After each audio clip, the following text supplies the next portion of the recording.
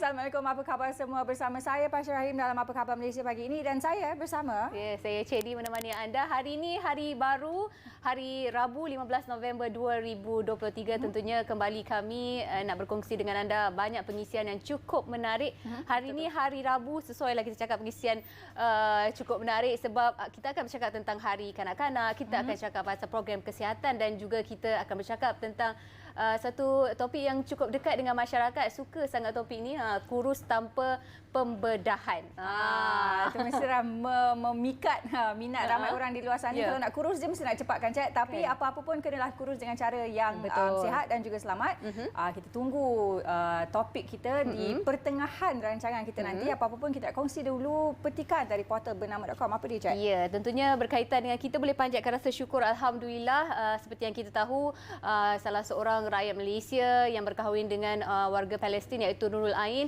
Kalau sebelum ini beliau bersama dengan suami berada di Gaza untuk melawat keluarga mertuanya. Alhamdulillah sudah selamat kembali ke pangkuan keluarga di Malaysia, iaitu rakyat Malaysia Nurul Ain Harun yang dibawa keluar dari Gaza melalui sempadan Rafah di Mesir. Selamat tiba di tanah air malam semalam bersama suaminya warga Palestin Muhammad A.M. Saad, di mana Ain, untuk pengetahuan anda seperti yang Cik katakan tadi, pada 1 Oktober lepas beliau ke Palestin untuk melawat keluarga mertuanya sebelum pergolakan di Gaza berlaku dan tercetus pada 7 Oktober dan selamat tiba di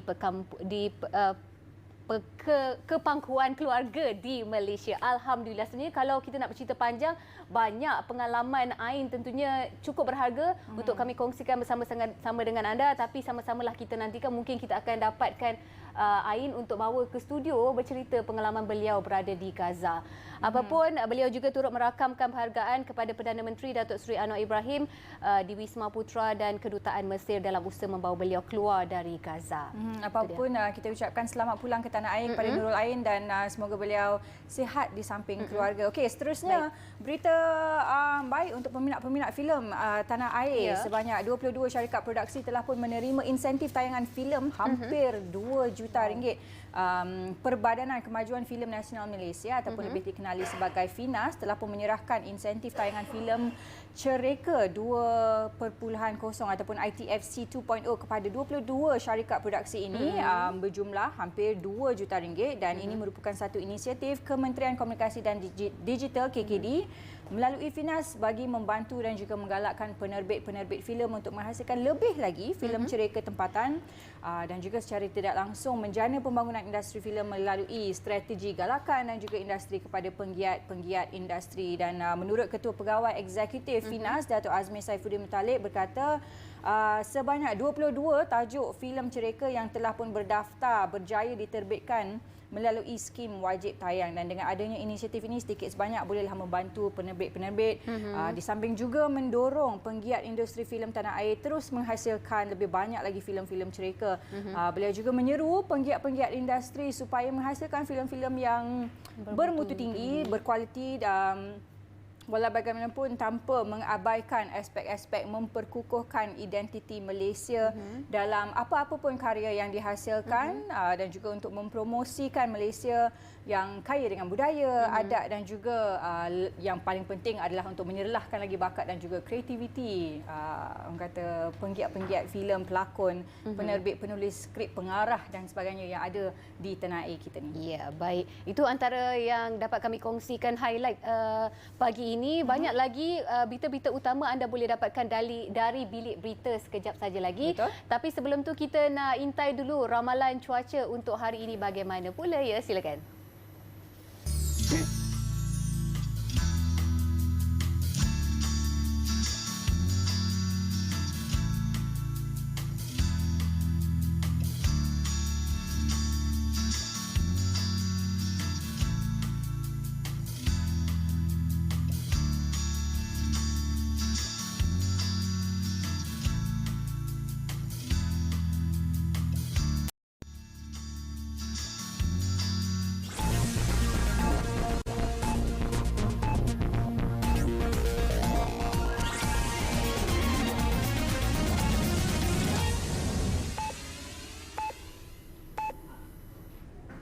Salam hormat dan salam Malaysia Madani bersama saya Vinsla Santiran dari Bilik Berita. Baik, kita mulakan dengan laporan ini. Timbalan Perdana Menteri Datuk Seri Fadillah Yusof mahu diaspora Malaysia di bandaraya ini bertindak sebagai jambatan menghubungkan rakyat kepada rakyat dengan membantu meningkatkan pemahaman dalam aspek silang budaya dan fabrik sosial antara masyarakat di seluruh dunia. Datuk Seri Fadilah yang juga Menteri Perladangan dan Komoditi berkata terdapat pelbagai cara untuk diaspora memanfaatkan bakat mereka biarpun dari luar negara. Terdapat ramai rakyat Malaysia yang bermastautin di China yang telah lama menyumbang kepada hubungan mesra antara kedua-dua negara. Beliau turut memaklumkan kepada 160 hadirin pada majlis itu mengenai usaha kerajaan dalam meningkatkan pembangunan ekonomi dengan memperkenalkan beberapa dasar antaranya ekonomi madani, Pelan Hala Tuju Peralihan Tenaga Negara NETR dan Pelan Induk Perindustrian Baharu 2030 NIMP 2030 bagi memacu ekonomi negara. Selain itu, beliau turut menerangkan mengenai kajian separuh penggal Rancangan Malaysia ke-12 yang memberi keutamaan dan penekanan terhadap dasar yang mengambil kira tadbir urus dan accountability. Datuk Seri Fadilah kini dalam lawatan rasmi pertamanya ke China dari 12 hingga 19 November ini.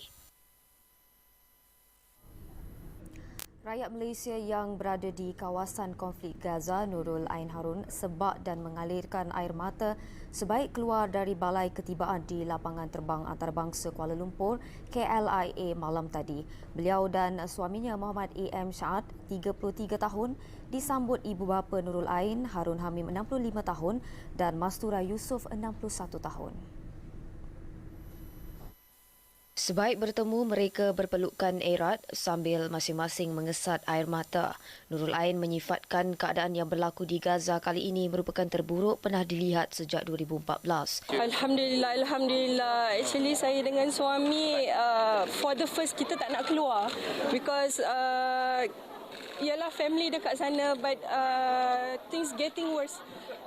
Worse yang luar biasa yang lebih daripada tahun 2014. So saya dengan husband kata kita kena keluar because husband kerja, kalau dia tak sambung dia punya kerja macam mana kita nak sara kita punya keluarga because dekat sana not easy.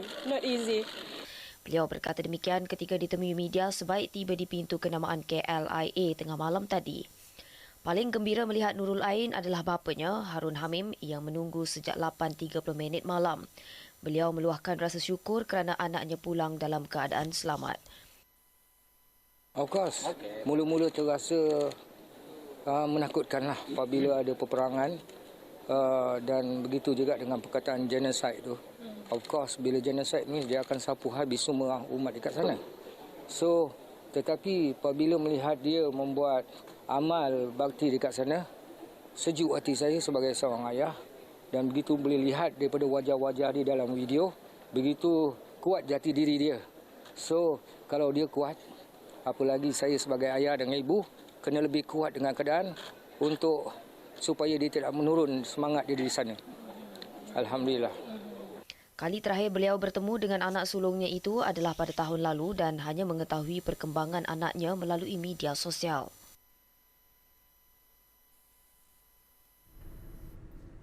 Sekian dari Bilik Berita, dari sungai hingga ke segara Palestin, pasti merdeka. Salam hormat.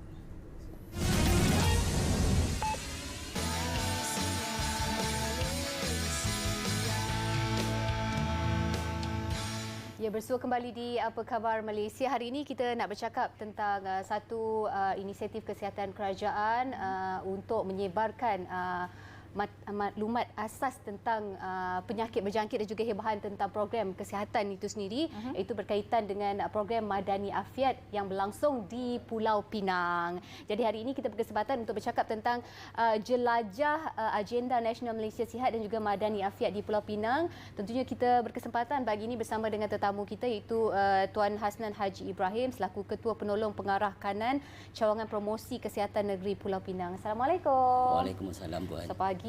Terima kasih Tuan kerana sudi meluangkan masa. Sama-sama. Okey, sesuatu yang menarik untuk kita kongsikan bersama pagi ini. Mungkin kita boleh mulakan dulu sebelum kita bercakap tentang program Madani Afiat itu sendiri. Apa itu jelajah agenda Nasional Malaysia Sihat? Okey, Puan, sebelum tu saya mengucapkan terima kasihlah kepada Bernama TV sebab memberi peluang kepada kami lah untuk mempromosikan jelajah NMS dan Madani Afiat, program Madani Afiat di Pulau Pinang lah. Okey.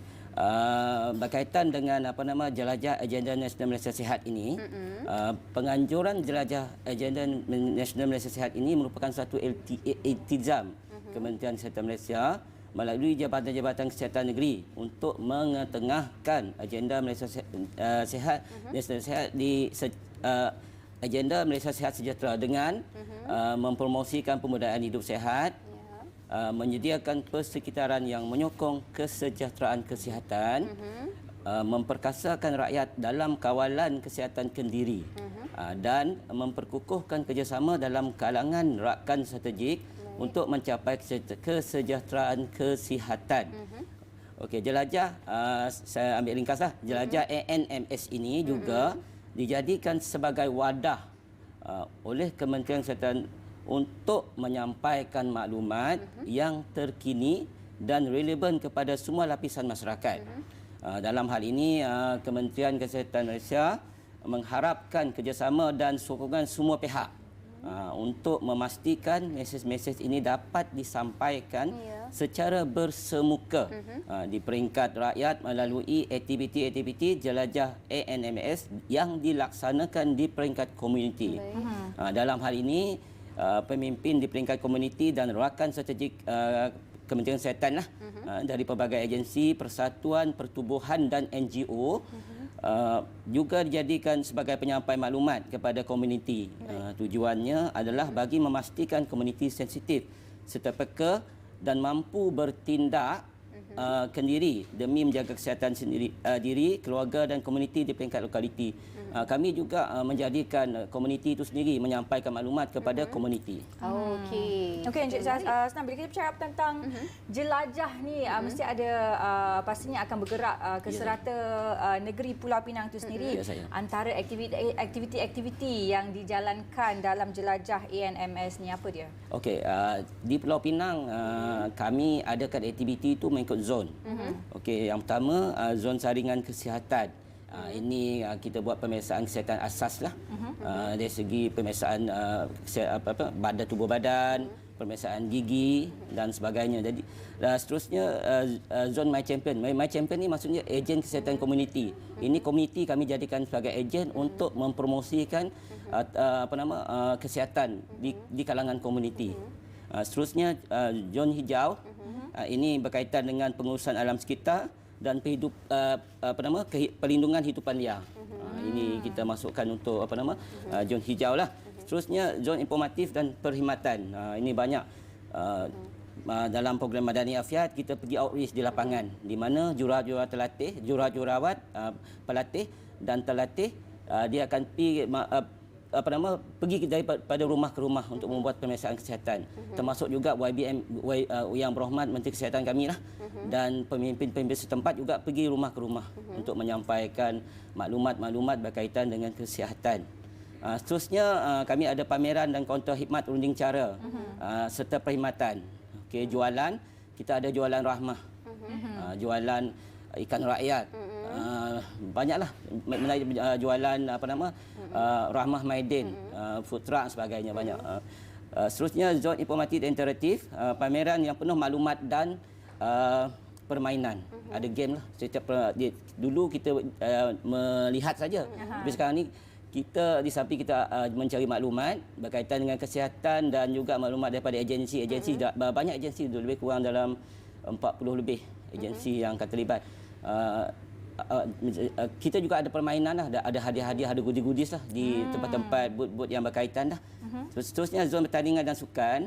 Ini kita ada fun run, pemakanan sehat dan minda sehat. Okay, yang fun run tu kecergasan lah. Ini yang kami fokuskan di Kementerian Kesihatan. Seterusnya zon aktif. Zon aktif ni kami ada demonstrasi silat, demonstrasi silambam dan demonstrasi CPR. Seterusnya lain-lain aktiviti edutainment tu kami ada persembahan boria, kami ada persembahan baskes kesihatan. Jadi untuk mengetahui lebih lanjut apa zon-zon ni, aktiviti kami ni, saya menyerulah semua rakyat di Pulau Pinang dan di sekitar negeri Pulau Pinang tu, baiklah ramai-ramai ke negeri Pulau Pinang untuk menyaksikan aktiviti, untuk terlibat samalah dalam aktiviti atau memanfaatkan aktiviti yang dilaksanakan. Kami adakan di SMK Bukit Gambir dan SK Bukit Gambir. Okey, bila tu yang akan diadakan tu?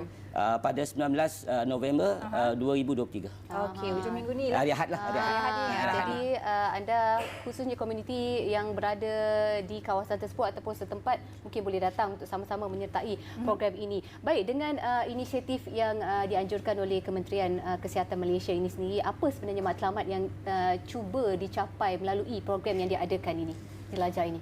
Okey, matlamat yang kami nak capai sebenarnya untuk melahirkan rakyat yang literasi kesihatan. Okey, yang penuh dengan maklumat, iaitu rakyat yang mampu untuk memperoleh, dia memperoleh maksudnya dia mencari maklumat-maklumat berkaitan dengan kesihatan. Seterusnya membaca, memahami dan menggunakan maklumat kesihatan untuk membuat keputusan berkaitan kesihatan dan mampu menjaga kesihatan secara kendiri. Sebab sekarang ni kita ke arah menjaga kesihatan kendiri lah. Sebab contohnya kalau kita jaga kesihatan, insya-Allah kita dapat mencegah penyakit-penyakit lah. Mencegah penyakit dan kita menjadi sihat lah sepanjang hayat kita. Okey, seterusnya memperkukuhkan kerjasama di kalangan rakan strategik.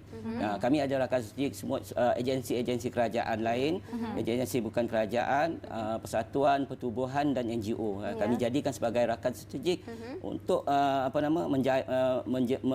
menjamin kejayaan program-program yang kami adakan untuk rakyat. Okey, seterusnya berkaitan dengan program Madani Afiat pula, digunakan sebagai platform untuk mendekati dan menyantuni masyarakat secara langsung bersama pemimpin dengan mempromosikan gaya hidup sihat. Sebagai langkah pencegahan penyakit.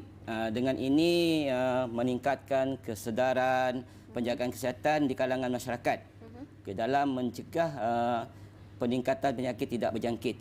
Untuk makluman puan dan penonton bahawa sekarang ni penyakit-penyakit tidak berjangkit ni memang banyaklah, kronik ni makin meningkat. Dan penyakit tidak berjangkit ni seolah-olah macam bom jangka tu. Kalau contohnya kalau kita tak buat pemeriksaan kesihatan, kita buat pemeriksaan kesihatan tengok dah tahap 4 dah. Jadi saya sarankanlah buat saringan awal, buat saringan asas, buat saringan awal lah, buat pemeriksaan kesihatan, buat pemeriksaan kesihatan lah. Okey. Selain itu, program Madani Afiat ni dapat dijadikan alat pemantauan dan pengumpulan data dan maklumat yang digunakan untuk membentuk pelan tindakan yang lebih efektif, efisien di masa akan datang. Itu tujuan utama dia.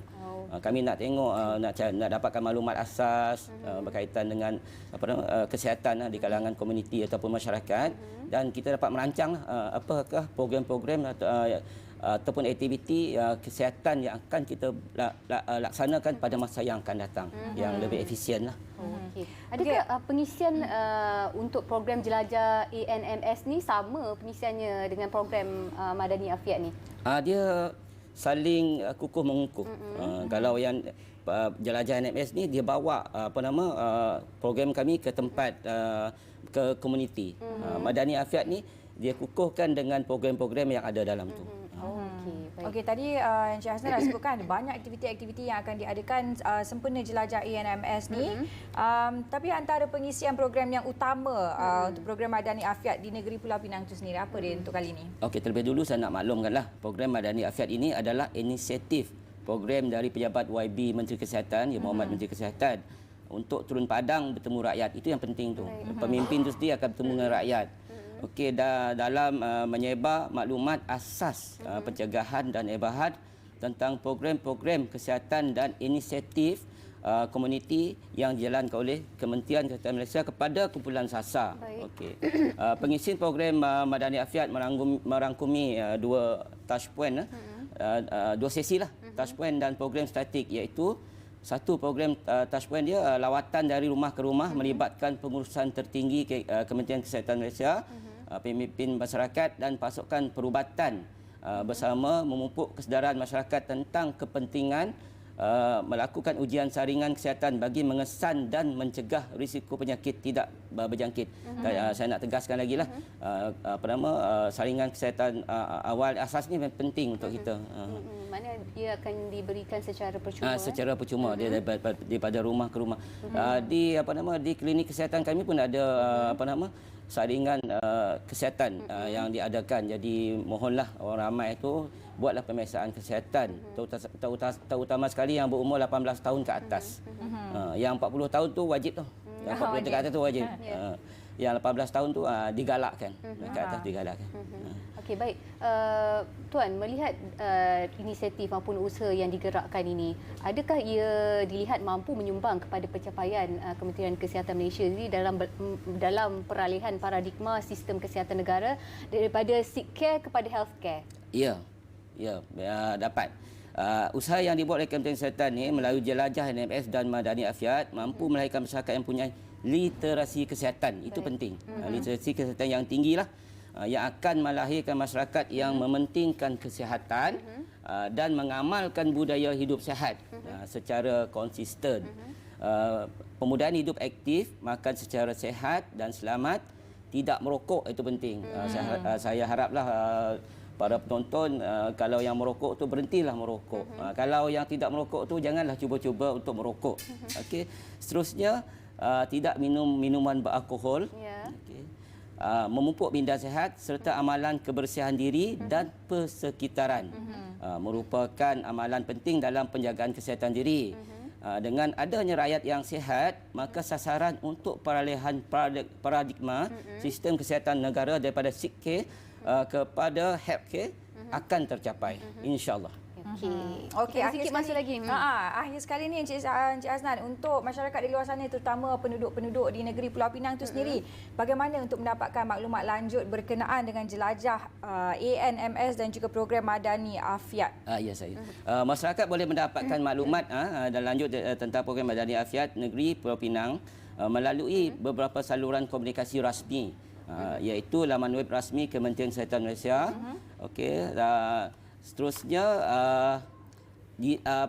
dalam laman web ni dia ada menyediakanlah maklumat terkini mengenai program ini, termasuk lokasi, tarikh dan aktiviti yang akan dilaksanakan.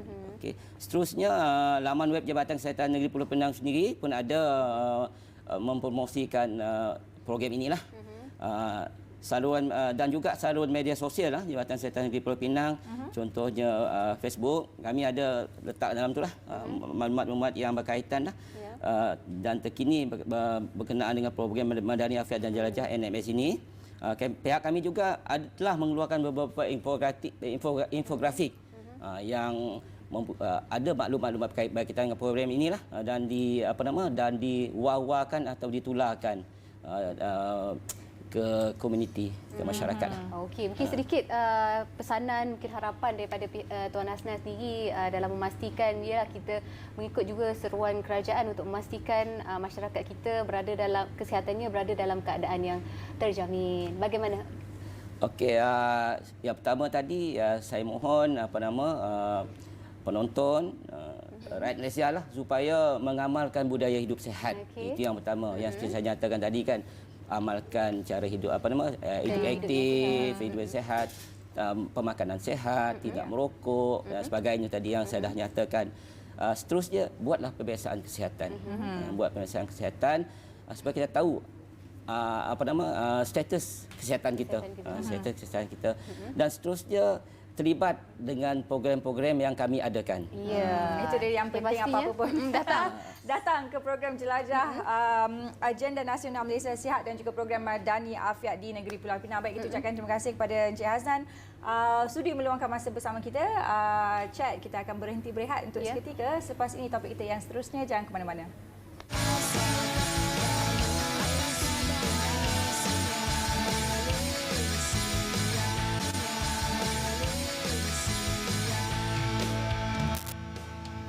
Terima kasih masih lagi setia bersama kami dalam Apa Khabar Malaysia. Hari ini topik-topik kita berkenaan dengan kesihatan. Okey, sekarang ni topik yang kita sebutkan awal pagi tadi, satu topik yang orang kata menarik minat ramai, terutamanya masyarakat di luar sana. Bila nak bercakap tentang kurus je, mesti kita nak kurus secara cepat. Semua orang nak kurus kan?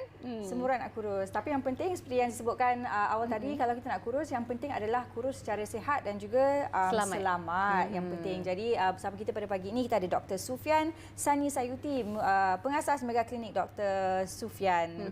Baik, pertama sekali bila kita cakap pasal kurus tanpa pembedahan, ini mungkin akan menarik minat ramai penonton di luar sana, terutamanya yang mencari-cari kaedah ataupun cara untuk mengurangkan berat badan dengan cara yang cepat. Dengan cara yang cepat, itu yang penting. Tapi pada yang sama kita perlulah juga mencari kaedah yang selamat juga. Jadi mungkin doktor boleh mulakan dengan memberikan sedikit penerangan lah, mungkin apakah antara kaedah-kaedah terkini yang ada di luar sana yang diluluskan oleh Kementerian Kesihatan Malaysia untuk menurunkan berat badan ni tanpa menjalankan apa-apa sebarang pembedahan dan sebagainya. Okay, betul. Terima kasih atas jemputan.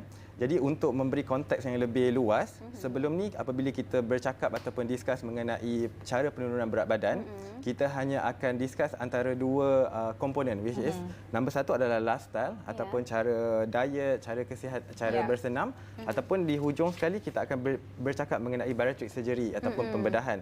Tetapi sekarang ni makin banyak ubat ataupun cara yang diluluskan oleh Kementerian Kesihatan Malaysia di mana memberikan penekanan gabungan antara cara hidup yang sihat dan juga ubat-ubatan. Jadi ini dia adalah lebih mudah diterima oleh masyarakat Malaysia disebabkan oleh tidak perlu surgery, kos yang lebih rendah dan juga efektif dan sama juga selamat. Adakah kaedah-kaedah ini berbeza berbanding sebelum ini? Ya, berbeza sebab sebelum ni kita rawatan sebelum ni dia tidak holistik di mana hanya memberikan penekanan kepada berapa kalori intake, berapa kalori expenditure, tidak mengambil faktor-faktor lain seperti stres, seperti adakah masalah dengan metabolism. Jadi keadaan ataupun cara rawatan sekarang ni dia lebih holistik dan lebih individualized kepada setiap pesakit. Okey, mungkin penonton di luar sana tu mungkin tertanya-tanya apakah kalau bukan pembedahan dan kalau selain daripada makan ubat, makan ubat, kadang-kadang kita diet, bersenam pun tapi tak juga kurus-kurus ataupun tak juga kurang berat badan. Rasanya kepentingan tu perlu diletakkan pada berat badan yang ideal ataupun berat badan yang sihat dan tak semestinya kurus. Jadi mungkin doktor boleh terangkan apa antara kaedah yang digunakan itu sekarang. Okey, sekarang ni kalau kita ambil contoh daripada CPG ataupun Clinical Guideline Practice Management of Obesity 2023 oleh KKM, ada beberapa ubat yang terbaru sudah diluluskan dan dikenal pasti oleh Kementerian Kesihatan Malaysia yang sudah boleh digunakan di Malaysia. Contohnya kita ada ubat untuk meningkatkan rasa kenyang, kita ada ubat untuk mengurangkan rasa craving lapar, kita ada ubat untuk mempercepatkan pembuangan kolesterol daripada badan dan juga ubat yang lebih efektif adalah ubat yang nama semaglutide ataupun injection adalah seminggu sekali. Jadi penurunan berat badan yang terhasil daripada rawatan-rawatan ini adalah sedikit sebanyak lebih efektif berbanding dengan diet ataupun exercise semata-mata. Jadi ia memberi satu motivasi kepada pesakit untuk terus berjuang untuk mendapatkan berat badan yang lebih ideal. Dan betul juga saya nak tambah juga, kita bukan target sebagai doktor, kita tak target untuk pesakit sekurus mungkin, tetapi sesihat mungkin. Bermaksud apabila kurangnya komponen lemak dalam badan, kita harus memberi lebih penumpuan kepada muscle growth pula. Sebab muscle tu yang akan menyebabkan badan akan kurang berat badan dan sustain walaupun tanpa ubat-ubatan. Jadi itu sangat penting. Okey, contohnya kalaulah kita nak dapatkan berat badan yang adil, kita nak turun berat badan dengan cepat, tak nak makan ubat, tak nak bersenam, ada tak cadangan untuk diet lain selain mengamalkan kaedah yang seperti yang doktor katakan? Ada sesetengah individu di mana memang lahir dengan satu genetik yang boleh kurus tanpa kawalan yang boleh kurus tanpa kawalan yang ketat seperti majority of masyarakat lain yang perlu buat. Jadi tetapi ingin juga saya bagi penekanan bahawa kurus bukan penanda sihat. Jadi walaupun kurus perlu juga ada follow up dengan doktor, at least ada annual check up untuk memastikan berat badan dan juga darah sama-sama sihat. Okey, kita nak tahu juga apakah kriteria pesakit yang boleh mendapatkan rawatan-rawatan ini dan mungkin apakah antara risiko-risiko kesihatan yang perlu diambil kira juga untuk seseorang pesakit itu mengambil rawatan mengurangkan berat badan. Okay. Jadi kalau ikut pada kriteria yang ditetapkan, apabila pesakit itu hanyalah obesiti semata-mata, pesakit itu sudah boleh mendapatkan rawatan sebegini. Tetapi apabila sekiranya masih lagi belum dalam kategori obesiti ataupun BMI kurang daripada 35, tetapi ada juga penyakit-penyakit lain seperti contohnya darah tinggi, kencing manis, kolesterol, obstructive sleep apnea. Jadi pesakit-pesakit sebegini pun boleh mendapatkan rawatan awal. Kesan sampingan yang selalunya akan dihadapi apabila pesakit mula menjalankan rawatan ini selalunya hanyalah gastrointestinal side effect ataupun lebih kepada loya, pening kepala, muntah, tetapi is self-limiting ataupun akan berhenti sendiri apabila dalam masa 2 hingga 3 hari. Tetapi saya ingin memberi penekanan bahawa follow up doktor yang kerap, contohnya di Mega Clinic Dr. Sufian, kita akan buat follow up kepada pesakit adalah setiap minggu supaya kita boleh guide perjalanan pada satu minggu ke satu minggu dengan guidance doktor, bukannya hanya melepaskan pesakit untuk sendiri di rumah. Maknanya galakkan daripada doktor sendiri bagaimana jika mereka khususnya di luar sana yang mempunyai masalah kesihatan, contohnya penyakit 3 serangkai, darah tinggi, kencing manis, penyakit kanser dan sebagainya, tapi masih lagi ingin mendapatkan berat badan yang ideal. Apa kaedah yang terbaik untuk mereka lalui ataupun amalkan? Okay. Pertama sekali apabila kita merangkumi penyakit-penyakit lain yang sudah ada pada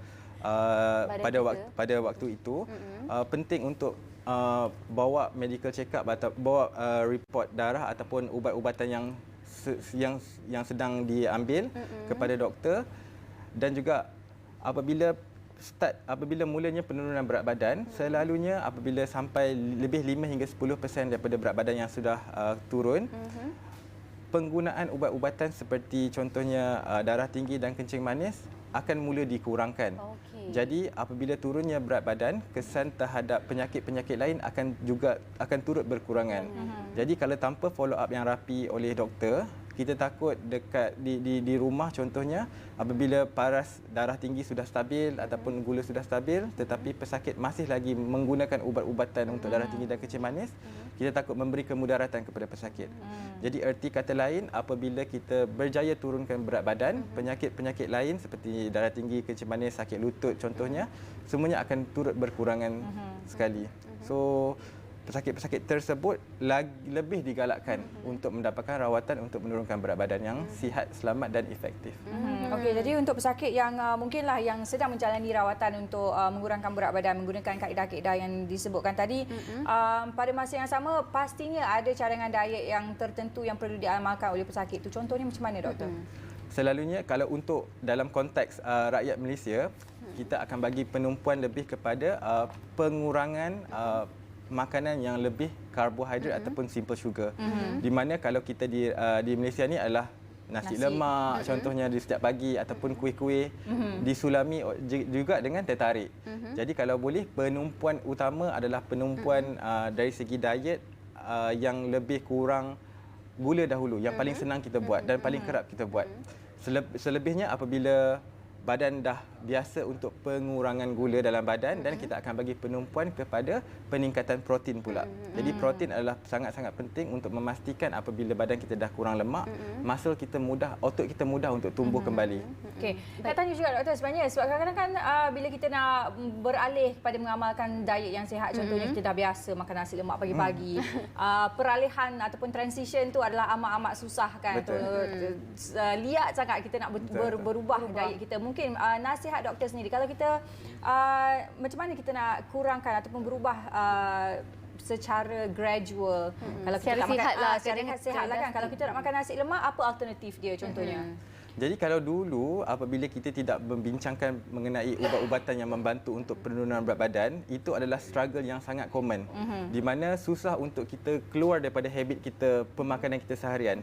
Tapi apabila kita masukkan faktor ubat-ubatan dalam kita punya rawatan, kita punya pesakit punya craving, pesakit punya nafsu makan akan diturunkan supaya walaupun kita makan juga nasi lemak, tetapi 2 sudu ataupun 3 sudu sudah rasa kenyang macam 3 bungkus. Jadi ia sedikit sebanyak akan memastikan pesakit gembira, happy, boleh makan nasi lemak sikit tetapi cukup. Kenyang. Jadi teknik-teknik sebegini akan memastikan pesakit happy dan rawatan yang kita berikan tu pun akan menjadi lebih sustain. Tidak menyebabkan rasa tak makan nasi lemak tapi rasa nak makan orang. Macam-macam. Macam tu dia punya craving pula kan. Okey, sebenarnya dalam usaha kita nak dapatkan berat badan, nak ideal, nak turunkan berat badan, sebenarnya latihan fizikal pun penting juga kan doktor? Okey, antara yang doktor sarankan. Latihan fizikal kita tidak boleh pukul sama rata individu A, B dengan C adalah sesuai untuk setiap kesihatan exercise. Jadi cadangan saya adalah setiap pesakit haruslah jumpa dengan doktor yang berpengalaman supaya doktor tu boleh check, boleh buat pemeriksaan awal sampai akhir dan bagi cadangan. Contohnya kalau pesakit muda kebanyakannya adalah lebih sesuai untuk buat strength training dan juga cardio. Tetapi kalau yang lebih berumur kita akan bagi penekanan lebih kepada flexibility. Contohnya yoga dan stretching. Sebab untuk memastikan sendi sentiasa sihat. Jadi intipati untuk menjawab soalan tu adalah bergantung kepada kesesuaian setiap individu. Okey, yang penting sebenarnya Kak Achad, untuk kita nak tekankan di sini bahawa kaedah pengurangan berat badan ni yang boleh didapati di klinik adalah berbeza dengan yang terdapat di pasaran luar sana. Jadi sedikit saranan atau nasihat daripada doktor sendiri kepada penonton di luar sana untuk pandai ataupun cakna membezakan antara suplemen-suplemen di luar sana berbanding dengan kaedah dan juga rawatan yang diiktiraf oleh KKM yang didapati daripada doktor yang terlatih dan mendaftar. Jadi pertama sekali saya punya nasihat, saya sebagai doktor yang merawat penyakit berat badan berlebihan setiap hari selama 5 tahun adalah soalan ni adalah soalan yang biasa didengari. Doktor, apa komen doktor pasal ubat ni ataupun suplemen ni? Jadi pertama sekali adalah penonton di luar sana haruslah memastikan suplemen-suplemen tersebut berdaftar dengan KKM dan juga selamat untuk digunakan. Jadi kita tak nak menyelesaikan satu masalah tapi menimbulkan lagi 5 masalah dengan gula yang berlebihannya. Kadang-kadang suplemen mempunyai gula yang tinggi. Masalah buah pinggangnya. Jadi walaupun anda kalau praktis di Mega Clinic Dr. Sufian, walaupun suplemen tu anda makan tapi kena bawa juga dekat klinik supaya doktor boleh periksa sendiri on your behalf. Jadi penting untuk memastikan hak sebagai pengguna ataupun pesakit itu terjaga dengan menggunakan ubat-ubat ataupun suplemen-suplemen yang berdaftar. Yang penting kena jumpa pada mereka yang pakar ataupun doktor yang betul-betul bertauliah dan terlatih. Okey, sekarang kita tahu macam cabaran institusi perubatan itu sendiri dengan lambakan ubat, suplemen untuk mereka yang nak sangat kurus tanpa merujuk kepada mereka yang pakar ini sebenarnya kan. Okey, apapun terima kasih banyak kita ucapkan kepada tetamu kita iaitu Dr. Sufian Sani Sayuti, pengasas Mega Clinic Dr. Sufian. Kalau mungkin anda nak turunkan berat badan yang cepat ataupun dengan cara yang betul dan selamat, mungkin boleh rujuk pada doktor. Okey, kita nak berehat untuk seketika dan akan kembali selepas ini dengan topik kita yang seterusnya berkaitan dengan Hari Kanak-Kanak. Okey, jangan ke mana-mana.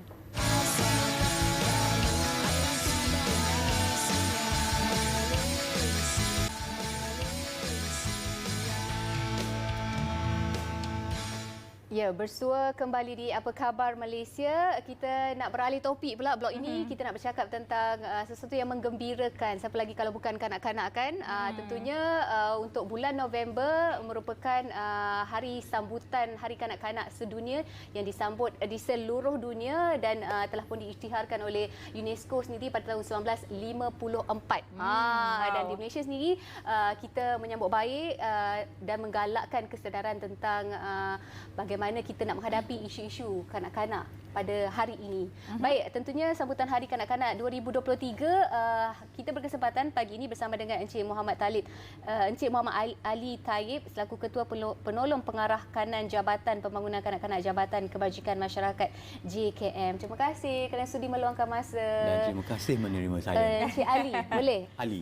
Okey, Encik Ali, mungkin sebagai permulaan, apakah sebenarnya Hari Kanak-Kanak dan apakah signifikannya sambutan Hari Kanak-Kanak sedunia ini pada bulan November ini? Okey. Seperti mana yang dinyatakan tadi, kita mula meraihkan sambutan Hari Kanak-Kanak itu sejak tahun 1954 lagi. Dan untuk tarikh yang spesifiknya adalah pada 20 November. Setiap 20 November setiap tahun memang kita adakan sambutan Hari Kanak-Kanak. Dan untuk di Malaysia, kita mula meraihkan sambutan Hari Kanak-Kanak itu sendiri sejak tahun 1960. Jadi sejak tahun 1960 sampai sekarang setiap tahun kita buat sambutan Hari Kanak-Kanak itu sendiri. Dan ianya adalah tidak lain dan tidak bukan berhasrat untuk memastikan setiap kanak-kanak dan setiap mereka yang bergelar kanak-kanak, terutamanya yang di bawah 18 tahun, kalau ikut Malaysia kita terima definisi 18 tahun ke bawah adalah kanak-kanak. Jadi semua mereka itu perlu kita raikan dan perlu untuk kita gembirakan menepati kepada Convention on the Rights of the Children yang kita rectify pada tahun 1995. Okey. Seterusnya, pastinya setiap program yang dijalankan tu ada objektif dan juga tema yang tersendiri. Untuk tahun ini, apakah dia tema sambutan Hari Kanak-Kanak dan juga apakah antara objektif-objektif pelaksanaan sambutan untuk tahun ini? Okey, untuk tema sambutan Hari Kanak-Kanak itu sendiri sebenarnya ianya adalah sama sebagaimana yang diraikan oleh seluruh dunia. Seluruh dunia kanak-kanak meraihkan tema yang sama pada tahun ini, iaitu hak kami, masa depan kami. Okey. Jadi setiap kanak-kanak seperti mana yang kita ketahui, kalau ikut CRC itu ada hak-hak mereka dan 4 kategori hak utama mereka yang perlu kita penuhi, terutamanya di Malaysia inilah. Dan masa depan mereka itu adalah hendaklah dipegang oleh kanak-kanak itu sendiri, bukan kita. Kalau dulu-dulu beberapa berfikirkan, aku nak anak aku jadi doktor, aku nak anak aku dah jadi engineer. Jadi seolah-olah bukan kanak-kanak yang berhak, ibu bapa yang berhak menentukan di situ. Tadi Cik ada sebutkan 4 hak kanak-kanak tu, apa 4 dia? Okey, 4 hak kanak-kanak yang utama adalah yang pertamanya dari segi kelangsungan hidup ataupun survivor. Jadi dari segi kelangsungan hidup kanak-kanak itu, makan, minum, pakaian sepatutnya disediakan secukupnya oleh setiap ibu bapa atau penjaga. Yang keduanya dari segi perlindungan kanak-kanak itu sendiri. Sebagaimana yang kita ketahui berlakunya penderaan dan sebagainya. Jadi untuk itu sebenarnya sepatutnya kanak-kanak dilindungi. Sebab itu di Malaysia kita ada Akta Kanak-Kanak. Yang melindungi kanak-kanak dan dalam masa yang sama kita ada Akta Kesalahan Jenayah terhadap kanak-kanak. Dan yang ketiganya adalah dari segi perkembangan kanak-kanak itu sendiri. Dari segi aspek pendidikan, dari segi aspek kanak-kanak itu berhak untuk berkembang, penyediaan bandar selamat, penyediaan tempat-tempat sekolah dan juga prasarana-prasarana yang mesra kanak-kanak. Kalau dulu kita hanya cakap sekadar tempat. Sekarang bukan sekadar tempat tetapi yang mesra kanak-kanak. Dan akhir sekali adalah participation ataupun penyertaan. Setiap perkara yang kita buat hendaklah ada penyertaan kanak-kanak. Jadi penglibatan kanak-kanak ini bukan sekadar mereka dilibatkan begitu sahaja dalam kita buat sesuatu perkara ataupun program, tetapi ada kanak-kanak. Bukan.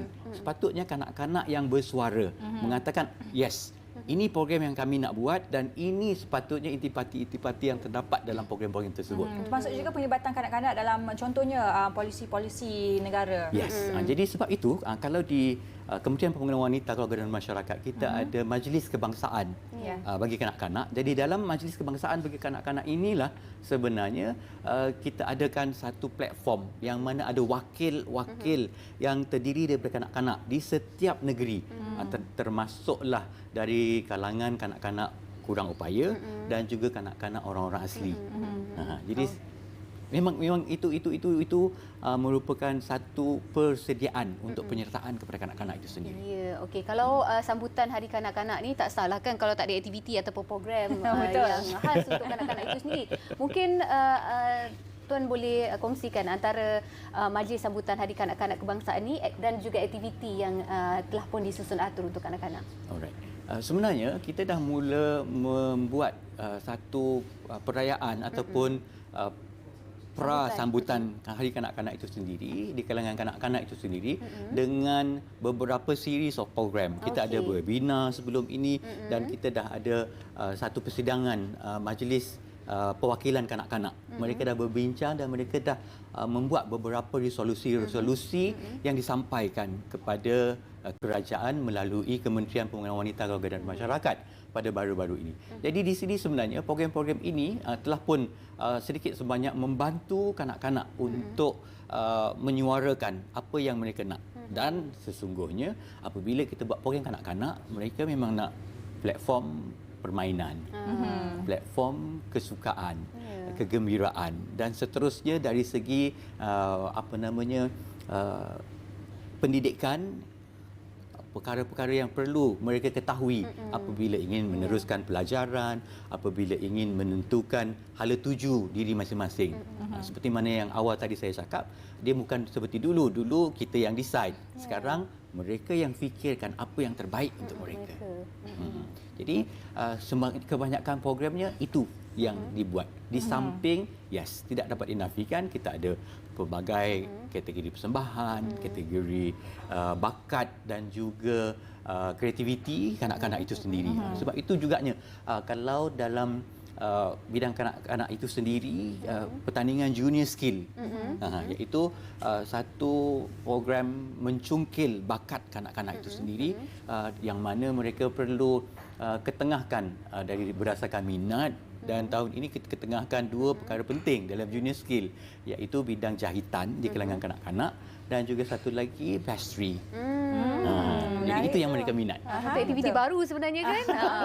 Okey, untuk di peringkat JKM sendiri, bila tarikh yang spesifik diadakan? Okay, untuk tarikh spesifik sambutan Hari Kanak-kanak sedunia pada tahun ini adalah pada 20 November ini, pada hari Isnin, iaitu tahun ini negeri Johor akan menjadi tuan rumah. Kita akan buat di Peradun Mall, Hyatt Hotel pada jam 10 pagi dan sebenarnya kita mula buat mulai 9.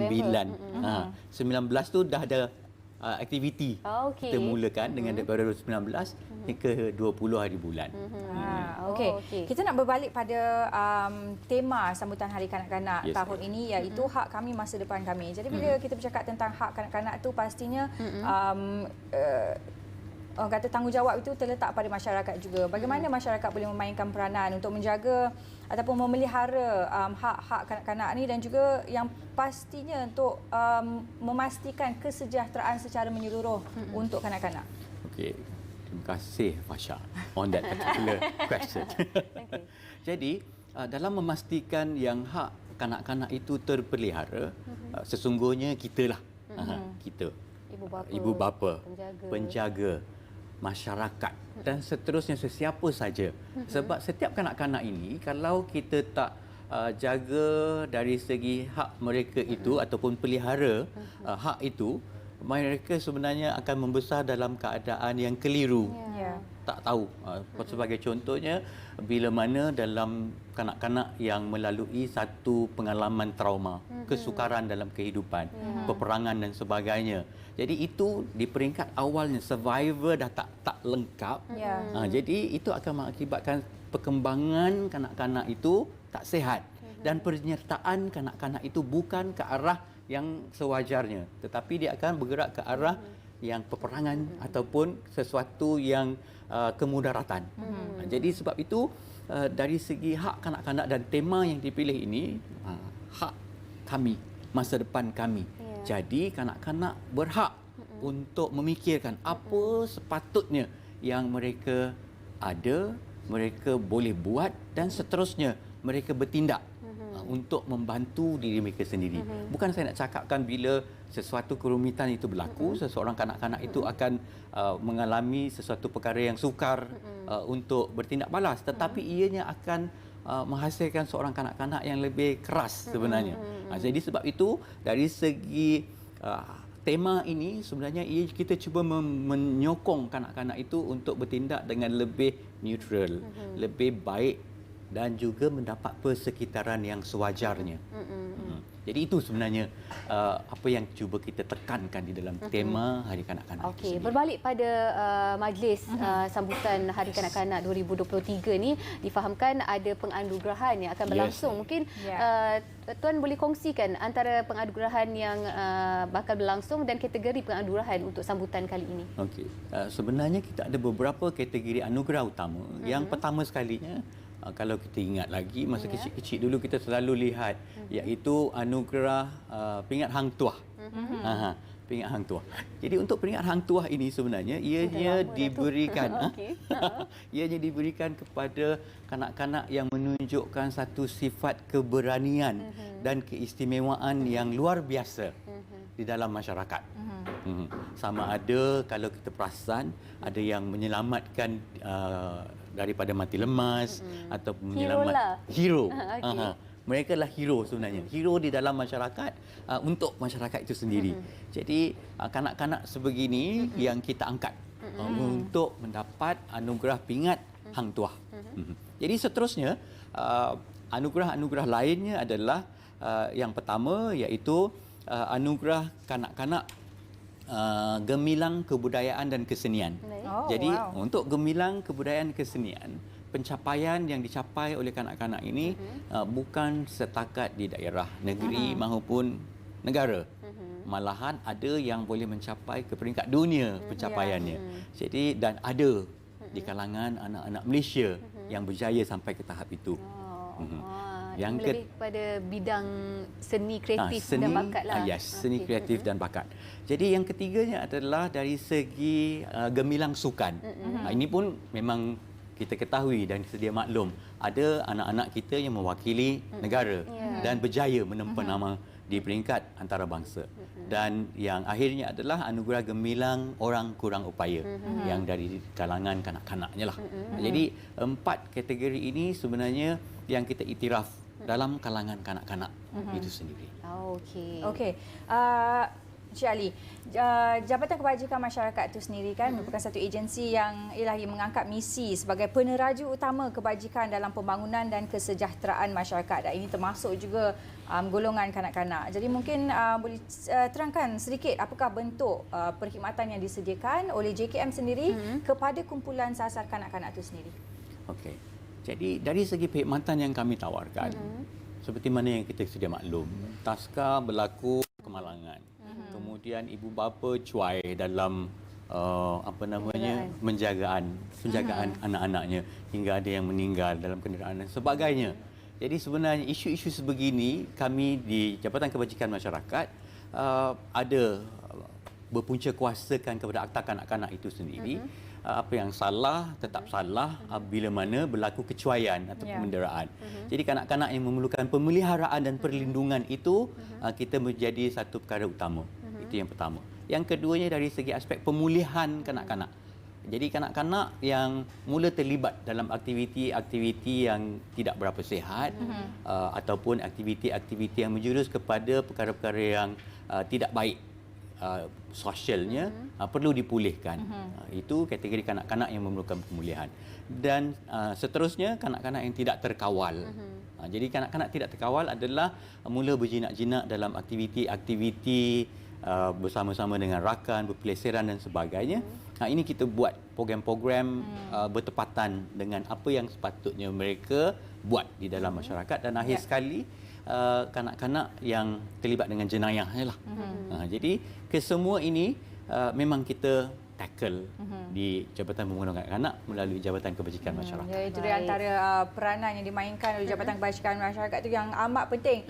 Jadi itu dia sedikit sebanyak mengenai sambutan Hari Kanak-Kanak di negara 2023 yang akan diadakan di Johor tahun ini bermula 19 hari bulan sehingga 20 hari bulan. Chat. Ya, kita harapkan sambutan ini berjalan dengan lancar dan kita harapkan juga ibu bapa maupun jaga di luar sana sama-sama kita main peranan untuk melindungi secara keseluruhannya anak-anak kita sebab kita tahu mereka lah harta kita pada hari ini dan juga masa depan negara. Baiklah, apa khabar Malaysia dah pun sampai di penghujungnya. Terima kasih banyak-banyak atas kesetiaan anda menyaksikan kami dari awal sampai ni. InsyaAllah kita jumpa di lain kesempatan. Saya Cedi undurkan diri. Assalamualaikum. Saya Pasir Rahim, jaga diri, jaga kesihatan semua.